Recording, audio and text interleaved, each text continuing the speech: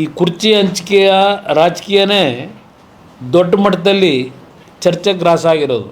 ನಾಡಿನ ಜನತೆಯ ಸಮಸ್ಯೆ ಬಗ್ಗೆ ಆಗಲಿ, ಏನು ಪರಿಸ್ಥಿತಿಗಳಿದೆ ಜನರ ಸಮಸ್ಯೆ, ಇದು ಯಾವುದಕ್ಕೂ ಕಳೆದ 3-4 ವರ್ಷದಲ್ಲಿ ನಾವು ಅವರ ಬಗ್ಗೆ ಚಿಂತನೆ ಮಾಡದೇ ಇರತಕ್ಕಂಥದ್ದು ನಾವು ಕಾಣ್ತಾ ಇದ್ದೇವೆ. ನಮ್ಮ ಆದ್ಯತೆಗಳು ಕುರ್ಚಿ ಹಿಡಿಯೋದು ಹೇಗೆ ಅಂತಕ್ಕಂಥದ್ದಲ್ಲೇ ನಮ್ಮ ಆದ್ಯತೆಗಳು ಇಟ್ಕೊಂಡಿದ್ದೇವೆ. ನೀವು ಬಂದು ಅವ್ರು ಯಾರು ಕೇರಳದ ಲೀಡರ್ ವೇಣುಗೋಪಾಲು, ಕರ್ನಾಟಕಕ್ಕೂ ಆ ವೇಣುಗೋಪಾಲ್ಗೂ ಸಂಬಂಧ ಯಾಕೆ ಇಟ್ಕೊಂಡಿದ್ದೀರಿ ಗೊತ್ತಿಲ್ಲ ನನಗೆ. ಇಲ್ಲೆಲ್ಲೋ ಸುರ್ಜೇವಾಲು, ಅದೆಂಥ ಸುರ್ಜೇವಾಲು, ರಣದೀಪ್ ಸಿಂಗ್ ಸುರ್ಜೇವಾಲು, ನೀವು ಅವ್ರ ಮನೆ ಕಾಂಪೌಂಡ್ ಕಾಯಕ್ಕಿಲ್ಲಿ ಬರ್ತೀರಿ, ಇಲ್ಲಿ ಅವ್ರ ಮನೆ ಗೇಟ್ ತಟ್ಟಕ್ಕೆ ಬರ್ತೀರಿ, ಇಲ್ಲಿ ಬಾಗಿಲು ತಟ್ಟಕ್ಕೆ. ಇನ್ನೊಂದು ಕಡೆ ನಮ್ಮ ರಾಜ್ಯದವರೇ ಮಲ್ಲಿಕಾರ್ಜುನ್ ಖರ್ಗೆ ಅವರು ರಾಷ್ಟ್ರೀಯ ಅಧ್ಯಕ್ಷರು, ಅಲ್ಲ ಅವೆರಡು ಕಡೆ ಬಾಗಿಲು ಏನಾದರೂ ಬೇಗ ತೆಗಿಲಿಲ್ಲ ಅಂತ ಇಲ್ಲಿ ಬರ್ತೀರಿ ಮಲ್ಲಿಕಾರ್ಜುನ್ ಖರ್ಗೆ ಅವ್ರ ಮನೆ ಮುಂದೆ.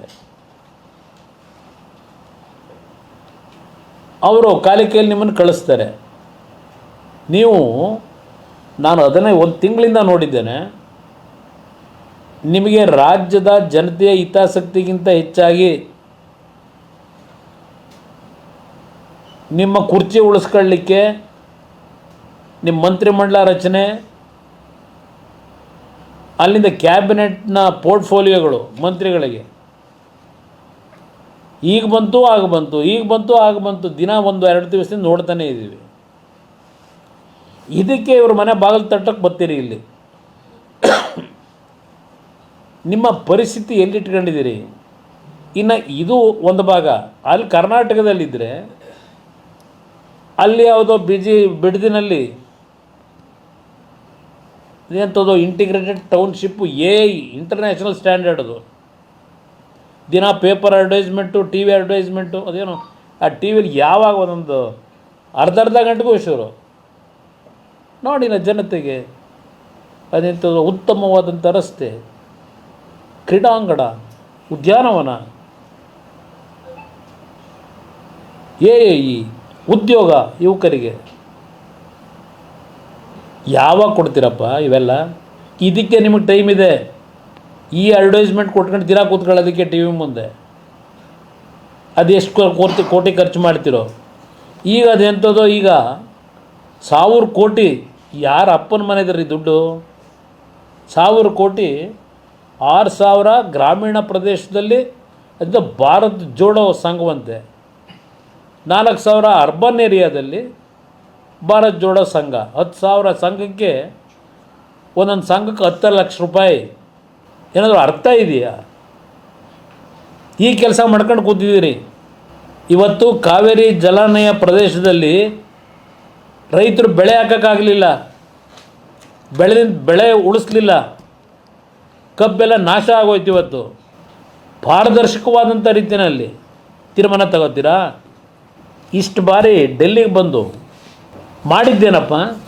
ಇಲ್ಲಿ ಬರೋದು ವೇಣುಗೋಪಾಲ್ ಮನೆ ಕಾಂಪೌಂಡು, ಅಲ್ಲಿಂದ ಸುರ್ಜೇವಾಲ ಮನೆ ಕಾಂಪೌಂಡ್ ಕಾಯಕ ಬರ್ತೀರಾ ಇಲ್ಲಿ? ಈಗ ಪರಿಸ್ಥಿತಿ ಎಲ್ಲಿಗೆ ತಂದು ನಿಲ್ಲಿಸ್ತೀರಿ? ಯಾಕೆಂದರೆ ಎಲ್ಲ ಸರ್ಕಾರಗಳಿದ್ದಾಗಲೂ ಇದು ಬಂದಿದೆ ಸಮಸ್ಯೆ. ನೀರು ಬಿಡಲ್ಲ ಅಂತಲೂ ನೀವೇನು ಹೇಳೋಕ್ಕಾಗೋದಿಲ್ಲ, ಗೊತ್ತಿದೆ ನಮಗೆ. ಬಟ್ ನೀವು ನಡ್ಕೋತಾರೆ ರೀತಿಗಳೇನಿದೆ, 3 ವರ್ಷದಲ್ಲಿ ನೀವು ನೀರಾವರಿ ಮಂತ್ರಿಯಾಗಿ 2018ರ ತೀರ್ಪು ಏನು ಕೊಟ್ಟಿದ್ದಾರೆ, ಮಳೆ ಕೊರತೆ ಇದ್ದಾಗ ಏನು ತೀರ್ಮಾನ ಮಾಡಬೇಕು ಅಂತಕ್ಕಂಥದ್ದಕ್ಕೆ ಅಲ್ಲಿ ಏನು ಆದೇಶ ಇಲ್ಲ. ಇದನ್ನೇ ದುರುಪಯೋಗ ಪಡಿಸ್ಕೊಂಡು ತಮಿಳ್ನಾಡಿನವರು ಒತ್ತಡಗಳನ್ನು ಹಾಕಿ ನೀರನ್ನು ಪಡೀತಕ್ಕಂಥದ್ದೇನಿದೆ, ಈ ಇಶ್ಯೂನ ಕಳೆದ 5 ವರ್ಷದಲ್ಲಿ 18 ಅಂದರೆ ಈಗಾಗಲೇ ಹೆಚ್ಚು ಕಡಿಮೆ 8 ವರ್ಷ ಆಯಿತು. ಈ ಇಶ್ಯೂನಲ್ಲಿ ನೀವು ಏನು ನಮ್ಮ ವಕೀಲರ ಜೊತೆ ಚರ್ಚೆ ಮಾಡಿ ಟಾಪ್ ಪ್ರಿಯಾರಿಟಿನಲ್ಲಿ, ಏಕೆಂದರೆ ಕಳೆದ 3-4 ವರ್ಷದಲ್ಲಿ ಸುಮಾರು 800 TMC ಮೇಲೆ ಹೋಗಿದೆ ಸಮುದ್ರಕ್ಕೆ ನೀರು. ಆ್ಯಾವ್ರೇಜ್ ಪ್ರತಿ ವರ್ಷ 300-340 TMC ಬಿಟ್ಟಿದ್ದೀವಿ. ಇದು ಹಲವಾರು ವರ್ಷಗಳು, 10 ವರ್ಷದಲ್ಲಿ 6 ವರ್ಷವೋ 7 ವರ್ಷವೋ ನೀರಿನ ಸಮಸ್ಯೆ ಇರಲ್ಲ, ಇನ್ನೊಂದು 3-4 ವರ್ಷ ಸಮಸ್ಯೆ ಬರುತ್ತೆ. ಈ ಸುಪ್ರೀಂ ಕೋರ್ಟ್ನ ತೀರ್ಪು ಬಂದ ನಂತರ 2018ರಲ್ಲಿ ಈ 6 ವರ್ಷದಲ್ಲಿ ಎಷ್ಟು ಬಾರಿ ಈ ಡಿಸ್ಟ್ರೆಸ್ ಫಾರ್ಮುಲಾನ ಅಳವಡಿಕೆ ಮಾಡಲಿಕ್ಕೆ ಒತ್ತಡವನ್ನು ತಂದಿದ್ದೀರಿ. ಎಷ್ಟು ಚರ್ಚೆ ಆಗಿದೆ. ಬರೀ ಮೇಕೆದಾಟು ಅಂತ ಕೂತ್ಕೊಂಡ್ರು. ನಿಮಗೆ ಮೇಕೆದಾಟು ಪರ್ಮಿಷನ್ ಸಿಕ್ಕಿದ್ರು ಎಷ್ಟು ವರ್ಷ ಬೇಕು ಅಲ್ಲಿ ಕಟ್ಟಲಿಕ್ಕೆ? ಇನ್ನೂ ಭಾಳ ಮುಂದಿದ್ದು ಹೋಗಬೇಕಾಗಿದೆ. ಅದು ಇನ್ನೂ ಎನ್ವಿರಾನ್ಮೆಂಟಲ್ ಕ್ಲಿಯರೆನ್ಸ್ ಆಗಬೇಕು. ಅಲ್ಲಿರ್ತಕ್ಕಂಥ ಪ್ರಾಣಿಯಲ್ಲಿ ಕಳಿಸ್ತೀರಿ. ಈಗಲೇ ಚನ್ನಪಟ್ಟಣ, ಕನಕಪುರ ಎಲ್ಲ ಕಡೆ ಬರ್ತಾಯಿವೆ ಪ್ರಾಣಿಗಳು. ಬೆಂಗಳೂರು ಸಿಟಿ ಕರ್ಕೊಂಬಂದ್ಬಿಡ್ತೀರಾ? ಇವೆಲ್ಲ ಸಮಸ್ಯೆಗಳಿದೆ. ಆದರೆ ಈ ಡಿಸ್ಟ್ರೆಸ್ ಫಾರ್ಮುಲಾ ಬಗ್ಗೆ ಯಾತಕ್ಕೆ ನೀವು ಇನ್ನೂ ಒತ್ತಡ ಹಾಕಿಲ್ಲ? ಏನು ಮಾಡ್ತಾಯಿದ್ದೀರಿ? ನೀರು, ಮಳೆ ನಮಗೆ ಸಹಕಾರ ಕೊಟ್ಟಾಗ, ಪ್ರಕೃತಿ ಸಹಕಾರ ಕೊಟ್ಟಾಗ ಯಾವುದೇ ರೀತಿ ಸಮಸ್ಯೆ ಇಲ್ಲದೆ ತಮಿಳ್ನಾಡಿಗೆ ನೀರು ಬಿಟ್ಟಿದ್ದೀವಿ. ಅವರು 3 ಬೆಳೆ ತಗೋತಾರೆ, ನಮಗೆ 1 ಬೆಳೆನೂ ಇಲ್ಲ. ಅವರು ಎಷ್ಟು ಬಾರಿ ಕರ್ನಾಟಕದಲ್ಲಿ ನೀರು ಎಷ್ಟಿದೆ ಅಂತಕ್ಕಂಥದ್ದನ್ನು ಲೆಕ್ಕಾಚಾರ ಮಾಡಿಕೊಂಡು ಏನೇನು ಒತ್ತಡಗಳಾಗ್ತಾರೆ. ನೀವು ಎಷ್ಟು ಬಾರಿ ಹೋಗಿ ಅಲ್ಲಿ ಯಾರನ್ನು ಕಳಿಸಿ, ಅಲ್ಲಿರ್ತಕ್ಕಂಥ ಭವಾನಿ ಡ್ಯಾಮ್ ಇರ್ಬೋದು, ಮೆಟ್ಟೂರು ಡ್ಯಾಮ್ ಇರ್ಬೋದು, ಅಲ್ಲಿ ಎಷ್ಟು ನೀರಿದೆ ಪ್ರಮಾಣ ಅಂತಕ್ಕಂಥದ್ದನ್ನು ಮಾಹಿತಿ ತಗೊಂಡು ಅವರು ಎಷ್ಟು ಎಕ್ಸ್ಟೆಂಟ್ಗೆ ಬೆಳೆ ಹಾಕ್ಕೊಂಡಿದ್ದಾರೆ, ನಮ್ಮ ಪರಿಸ್ಥಿತಿ ಏನಿದೆ, ಇದೆಲ್ಲವನ್ನು ಸರಿಯಾದ ರೀತಿಯಲ್ಲಿ ಮಂಡನೆ ಮಾಡಬೇಕೋ ಬೇಡವೋ? ನೀವು ಏನು ಮಾಡಿದ್ದೀರಿ? ನಿಮಗೆ ರಾಜಕೀಯ ಮಾಡೋಕ್ಕೆ ಪುರ್ಸೊತ್ತಿಲ್ಲ, ರೈತರು ಭೂಮಿ ಹೊಡೆಯೋಕ್ಕೆ ಪುರ್ಸೊತ್ತಿಲ್ಲ ನಿಮಗೆ. ಅದರಿಂದ ಇವತ್ತು ಈ ಸರ್ಕಾರದ ನಡವಳಿಕೆ ಏನು ನಡೀತಾ ಇದೆ, ರಾಜ್ಯ ಮುಳುಗಿಸ್ತಕ್ಕಂಥವ್ರು ಇವರೇನು ಉದ್ಧಾರ ಮಾಡೋರಲ್ಲ. ಇವರು ಮಾತಿದ್ರೆ ಕೇಂದ್ರ ಸರ್ಕಾರ ಅಂತೀರಿ. ಈ ದೇಶದ ಭಾರತದ ಒಕ್ಕೂಟದ ವ್ಯವಸ್ಥೆಯಲ್ಲಿ, ಸಂವಿಧಾನದ ವ್ಯವಸ್ಥೆಯಲ್ಲಿ ಇರ್ತಕ್ಕಂಥದ್ದಕ್ಕೆ ತೀರ್ಪುಗಳಿಗೆ ಎಲ್ಲರೂ ತಲೆ ಬಾಗಬಾರ್ದಂಥ ಅನಿವಾರ್ಯತೆ ಇದೆ. ಇಂಥ ಪರಿಸ್ಥಿತಿನಲ್ಲಿ ನಮ್ಮ ವಕೀಲರುಗಳನ್ನು ಇದಕ್ಕೆ ಒಂದು ಡೆಪ್ಯೂಟ್ ಮಾಡ್ಕೊಂಡು ಒಬ್ಬ ಮಂತ್ರಿನ ಪಾಪ ಈಗ ರಾಮಲಿಂಗಾರೆಡ್ಡಿ ಅವ್ರನ್ನೇನೋ ಮಾಡ್ಕೊಂಡಿದ್ದೀರಿ. ಅವ್ರಿಗಿನ್ನೂ ಆ ಮಾಹಿತಿಗಳು ಏನಿದೆ ಅಂತ ಗೊತ್ತಿಲ್ಲ. ಅವ್ರಿಗೆ ಎಷ್ಟು ಅಧಿಕಾರ ಜವಾಬ್ದಾರಿ ಕೊಟ್ಟಿದ್ದಾರೋ ಅದು ಗೊತ್ತಿಲ್ಲ ನಮಗೆ. ಯಾಕೆಂದರೆ ಪಾಪ ಎಲ್ಲ ಕಡೆ ಓಡಾಡ್ತಾವ್ರು. ಅವರು ಎತ್ತಿನ ಹೊಳೆದೇನೋ ಕೋಲಾರ ಚಿಕ್ಕಬಳ್ಳಾಪುರಕ್ಕೂ ನೀರು ತರ್ತಾರೆ. ಎಷ್ಟು ವರ್ಷ ಆಗೋಯ್ತು ಎತ್ತಿನ ಹೊಳೆದು? ಪ್ರತಿ ವರ್ಷಲೂ ಹೇಳ್ತಾರೆ ಮುಂದಿನ ಜೂನು ಹೇಳ್ತಾವ್ರೆ. ಅಂದರೆ ನಾಳೆ ಬಾ ಅಂತ ಹಿಂದೆ ಹಳ್ಳಿನಲ್ಲಿ ಮನೆ ಮುಂದೆ ಬಾಗಿಲಿಗೆ ಹಾಕ್ತಿದ್ವಲ್ಲ ನಾವು, ನಾಳೆ ಬಾ ಅಂತೇಳಿ. ಹಾಗೆ ಮುಂದಿನ ವರ್ಷದ ಜೂನು ಇದು ಹೇಳ್ಕೊಂಡು ಬರ್ತಾನೆ ಅವರೇ 2011-12ರಿಂದ. ಅದರಿಂದ ಮಾತೆತ್ತಿದರೆ ಅಲ್ಲಿರ್ತಕ್ಕಂಥ ಕೆಲವು ಮಂತ್ರಿಗಳು ಅವಕ್ಕೆಲ್ಲ ನಾನು ಯಾಕೆ ಉತ್ತರ ಕೊಡಲಿ? ಅವ್ರ ಕೈಯಲ್ಲಿ ಹೇಳಿಸೋದು, ಇವ್ರು ಹೇಳೋ ಇದಿಲ್ಲ. ಮೇಕೆದಾಟಿಗೆ ಪರ್ಮಿಷನ್ ಕೊಡಿಸ್ಲಿ.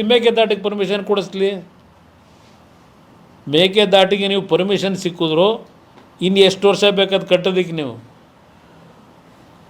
10-15 ವರ್ಷ ತಗೋತೀರಿ. ಅಪ್ಪರ್ ಭದ್ರಾ ಏನಾಯಿತು? 2006ರಲ್ಲಿ ನಾವೇ ಕ್ಲಿಯರೆನ್ಸ್ ಕೊಟ್ಟೆ ನನ್ನ ಕ್ಯಾಬಿನೆಟ್ನಲ್ಲೇ. 20 ವರ್ಷ ಆಯಿತು.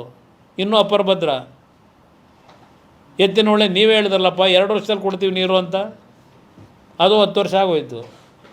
ಅದರಿಂದ ಇಲ್ಲಿ ಇರ್ತಕ್ಕಂಥ ಪರಿಸ್ಥಿತಿಗಳಲ್ಲಿ ನಾವು ಕಾನೂನಾತ್ಮಕವಾಗಿ ಯಾವ ರೀತಿ ಪ್ರೆಸೆಂಟ್ ಮಾಡಬೇಕಾಗಿದೆ, ನೀರಿದೆ ಅಂತೇಳಿ ಆ ಟೈಮಲ್ಲಿ ಮೈ ಮರೆಯೋದು, ಇಂಥ ಪರಿಸ್ಥಿತಿ ಬಂದಾಗ ತಲೆ ಮೇಲೆ ಕೈ ಹೊತ್ಕೊಳ್ಳೋದು, ರೈತರ ಪರಿಸ್ಥಿತಿಗಳನ್ನ ಬೀದಿಗೆ ತಂದು ನಿಲ್ಲಿಸೋದು, ಇದನ್ನು ಬಿಟ್ಟು ಏನು ಕೆಲಸ ಮಾಡಬೇಕು ಅನ್ನೋದನ್ನು ಈ ಸರ್ಕಾರ ಯೋಚನೆ ಮಾಡಬೇಕು ಅನ್ನೋದನ್ನು ಆಗ್ರಹ ಮಾಡ್ತೀನಿ. ಈ ಸಂದರ್ಭದಲ್ಲಿ ನೀರಿನ ಕೊರತೆ ಆದಾಗ ಇದು ಪ್ರತಿನಿತ್ಯ ಇರ್ತದೆ. ಯಾವುದೇ ಸರ್ಕಾರ ಇದ್ದರೂ, ನಾನು ಈ ಸರ್ಕಾರ ಅಂತ ಹೇಳಲ್ಲ, ಯಾವ ಸರ್ಕಾರಗಳು ಮುಂದೆ ಬಂದ್ರೂ ಹಿಂದೆ ಇದ್ದವರು ಇಂಥ ಪರಿಸ್ಥಿತಿ ಬಂದಾಗ ಎಂಬ್ರಾಸಿಂಗ್ ಸಿಚುಯೇಷನ್ ಎದುರಿಸ್ತಕ್ಕಂಥದ್ದು ಅಷ್ಟೇ ಅಲ್ಲ, ಒಂದು ರೀತಿಯಲ್ಲಿ ನಮ್ಮ ರಾಜ್ಯದ ರೈತರ ಬದುಕನ್ನು ನಾವು ಹಾಳು ಮಾಡ್ತಾಯಿದ್ದೀವಿ. ಯಾವೊಂದು ರಾಷ್ಟ್ರೀಯ ಒಕ್ಕೂಟ ವ್ಯವಸ್ಥೆ ಅಂತ ಹೇಳ್ಕೊಂಡು ನಾವು ಗೌರವ ಕೊಡಬೇಕು ಅಂತ ಹೇಳಿ ಇವತ್ತು ಅಂತಿಮವಾಗಿ ಅದರ ನೋವು ಅನುಭವಿಸೋರು ರೈತರು. ಆಲ್ರೈಟ್ ಕೊಟ್ಟಿದ್ದಾರೆ ತೀರ್ಪನ್ನು ಫಾಲೋ ಮಾಡಬೇಕು. ಆಲ್ರೈಟ್ ಫಾಲೋ ಮಾಡೋಣ. ಆದರೆ ಇರ್ತಕ್ಕಂಥ ವಾಸ್ತವಾಂಶದಲ್ಲಿ ಏನಿದೆ ಇವರು ಮನವರಿಕೆ ಮಾಡಬೇಕಲ್ಲ. ನಾವು ಚೆನ್ನಾಗಿದ್ದಾಗ ನಾವು ಮೈ ಮರೆತು ಹೋಗೋದು, ನೀರು ಚೆನ್ನಾಗಿ ಹರಿದು ಹೋದಾಗ ಏನೂ ಸಮಸ್ಯೆ ಇಲ್ಲ. ಇಲ್ಲಿ ಇಂಥ ಪರಿಸ್ಥಿತಿನಲ್ಲಿ ಏನು ಮಾಡಬೇಕು? ಇವತ್ತಿನವರಿಗೆ 2018ರ ಸುಪ್ರೀಂ ಕೋರ್ಟ್ನ ಆದೇಶ ಅಂತಿಮವಾಗಿ ಏನು ಕೊಟ್ಟಿದ್ದಾರೆ ನಮ್ಮ ರಿವ್ಯೂ ಪಿಟಿಷನಿಗೆ, ಅಲ್ಲಿಂದ ಇಲ್ಲಿವರೆಗೆ ಈ ಡಿಸ್ಟ್ರೆಸ್ ಫಾರ್ಮುಲಾದ ಏನು ಸುಪ್ರೀಂ ಕೋರ್ಟು ನಮಗೆ ಡೈರೆಕ್ಷನ್ ಕೊಟ್ಟಿಲ್ಲ, ಇಲ್ಲೂ ಇವ್ರು ತೆಗೆದುಕೊಳ್ಳಿಕ್ಕೆ ಆಯ್ತಿಲ್ಲ, ಎರಡೂ ಅಥಾರಿಟಿಗಳು. ಇದನ್ನು ನೀವು ಯಾತಕ್ಕೆ ಪ್ರೆಸಿಪಿಟೇಟ್ ಮಾಡಿ ಈ ವಿಷಯದಲ್ಲಿ ಏನು ಮಾಡಬೇಕು, ಇದಕ್ಕೂ ಒಂದು ಫಾರ್ಮುಲಾ ಬೇಕು ಅಂತಕ್ಕಂಥದ್ದನ್ನು ನಾವು ಡಿಮ್ಯಾಂಡ್ ಇಡಬೇಕಲ್ಲ. ಅದು ನಾನು ಈ ಸರ್ಕಾರ ಏನು ಮಾಡ್ತಿದ್ದೀನಿ ಅನ್ನೋದನ್ನು ಕೇಳಲಿಕ್ಕೆ ಬಯಸ್ತಾ ಇರೋದು. ಇಲ್ಲ ಮಾಡಲಿ, ನಾನು ವೆಲ್ಕಮ್ ಮಾಡಿದೆ. ನಾನು ಅದು ಬಂದಾಗ ಬಹುಶಃ ಅವರು 3,500 ಕ್ಯೂಸೆಕ್ಸ್ ಬಿಡಿ ಅಂತಕ್ಕಂಥ ನೀರನ್ನ ಹೇಳಿದ್ರಲ್ಲ, ಅದಕ್ಕಿಂತ ಮುಂಚೆನೇ ಇವ್ರು ಬರ್ತಾರೆ ಅಂತ ಹೇಳಿದಾಗ ತಮಿಳ್ನಾಡಿನ ಮುಖ್ಯಮಂತ್ರಿ ಭೇಟಿ ಮಾಡಿ ಅಂತ ಹೇಳಿದೆ. ಇದು ಒಳ್ಳೆ ಮೂವ್ ಅಂತಲೇ ಹೇಳಿದ್ದೇನೆ. ಅಮಿಕಬಲ್ ಆಗಿ ಸೆಟ್ ರೈಟ್ ಆದರೆ ತುಂಬ ಒಳ್ಳೆಯದು. ಈ ಹಲವಾರು ವರ್ಷಗಳ ಸಮಸ್ಯೆಗೆ ಪರಿಹಾರ ದೊರಕ್ತದೆ.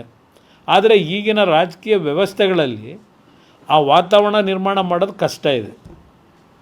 ಏಕೆಂದರೆ ಎಲ್ಲ ರಾಜಕೀಯ ಪಕ್ಷಗಳು ತಮಿಳ್ನಾಡಿನಲ್ಲಿ, ನಾನು ಹೇಳ್ತಕ್ಕಂಥದ್ದು ಅಲ್ಲಿಯ ನಮ್ಮ ಸ್ನೇಹಿತರುಗಳಿಗೆ, ಕಾವೇರಿ ನೀರು ಬಿಡಿ ಅಂತೀರಿ, ಬೋರ್ಡ್ ಇಟ್ಕೊಂಡು ನಿಂತ್ಕೊತೀರಿ. ನೆನ್ನೆ ನೋಡಿದೆ ಪಾರ್ಲಿಮೆಂಟ್ನಲ್ಲಿ ರಿಲೀಸ್ ವಾಟರ್ ಅಂತ ಇಟ್ಕೊಂಡವ್ರೆ, ಬೋರ್ಡ್ ಇಟ್ಕೊಂಡಿದ್ರು.